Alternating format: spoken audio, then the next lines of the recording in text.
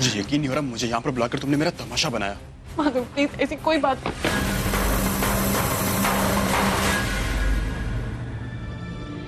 रानी, माधव, तुम दोनों यहाँ क्या कर रहे हो? देखिए ना भाभी, मैं माधव को कब से समझाने की कोशिश कर रही हूँ कि मुझे नहीं पता था मुझे देखने यहाँ कौन आने वाला है। वो तो माधव की फैमिली को देखकर मुझे लगा कि ये लोग लड़के वाले हैं, लेकिन माधव समझ ही नहीं रहा भाभी, इसीलिए मैं बात करने के लिए इसे यहाँ लेके आ गई। भाभी भाभी हमें थोड़ा टाइम दे दीजिए। I really need to talk to Madhav please. Rani देखो, अब तुम दोनों कोई बच्चे तो हो नहीं ना, प्लीज मौके की नजाकत को समझो। लड़के वाले ऑलरेडी आ चुके, तो पापा की तबीयत के बारे में सोचता नहीं। देखो, जो भी बात करनी है आपस में सोच समझकर सेंसिबली, और प्लीज थोड़ा जल्दी करना। ये तो अच्छा हुआ कि मैं पापा की मेडिसिन लेने आई, कोई और आ जाता तो। इसलिए जो भी बात करनी है प्लीज जल्दी करके बाहर आना। अरे प्लीज मेरी बात सुनो, मैं झूठ नहीं बोल रही। मैं क्यों तुमसे झूठ बोलूंगी? मुझे सच में नहीं पता था कि यहाँ पे कौन आने वाला है। पानी, अब कोई फायदा नहीं है। जल्दी आओ प्लीज।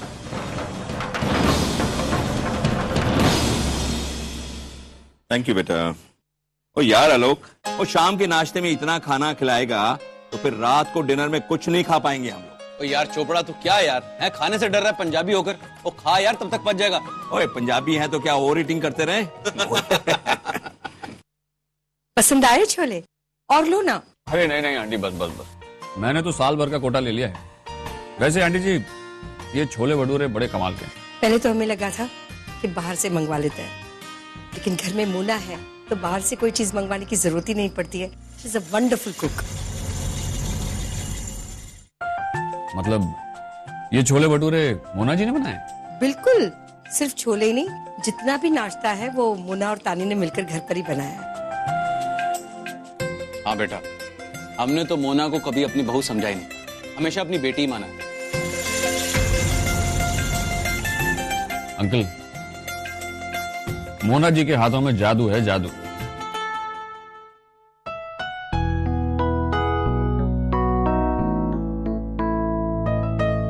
ले मोना, भाई तेरे बनाए हुए खाने ने आधी यहाँ तो वैसे करवा दी, बाकी आधी यहाँ तानी करवा देगी। पापा, ये आपकी दवाई। और बेटा अभी तक तो मैंने कुछ खाया नहीं। तो ये खाने से पहले की दवाई है ना पापा? या पहले ले लो, फिर जो चाहे आप खा लो। हाँ, लेकिन भटूरे नहीं खाना, ओके? ऑयली खाना मना है आपको। आज भी बेटा? ठीक है, ला दवाई दे। मोना हमारे घर की अलार्म क्लॉक है, हर काम वो टाइम टू टाइम ही करती है। बस बेचारी का खुद का टाइम ही बुरा चल रहा है। कुछ कहा बेटा? हाँ मम्मी जी, मैं कह रही थी कि जतिन इतना बड़ा बिजनेसमैन है तो उसकी पसंद भी थोड़ी डिफरेंट होगी, नहीं? हमने जतिन से पूछा ही नहीं कि उसकी लाइफ पार्टनर में उसे क्या क्या क्वालिटीज चाहिए।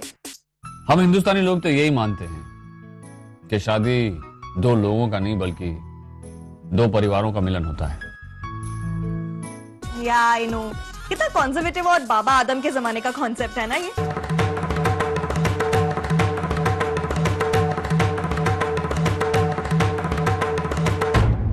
लेकिन मैं इस कॉन्सेप्ट में पूरी तरह से बिलीव करता हूं। Oh really? वेरी गुड, मैं भी बिलीव करती हूँ। इनफैक्ट मेरे कहने का मतलब भी यही था कि कितना पुराना कॉन्सेप्ट है पर बिल्कुल सही है। आंटी जी, मुझे अपने लिए एक ऐसी लड़की चाहिए जो ये ना सोचे कि वो शादी करने के बाद अपने माँ बाप का घर छोड़कर किसी पराये घर जा रही है, बल्कि जो ये सोचे कि उसके माँ बाप नहीं बदले, बस सिर्फ उनका नाम बदला है। घर नहीं बदला बल्कि उसका पता बदला है। जो कभी भी मायके और ससुराल में फर्क न करे, जो रिश्तों को निभाना नहीं जीना जानती हो, जो मुझे समझे, मेरे काम को समझे, मेरे एम्बिशंस को समझे, जो बड़ों को इतनी इज्जत और इतना प्यार दे कि बड़े उसे अपनी बहू मानने से पहले अपनी बेटी माने। बेटा बहुत अच्छी सोच है तुम्हारी। अभी तक लड़की देखी नहीं, सपने देखने शुरू कर दिए।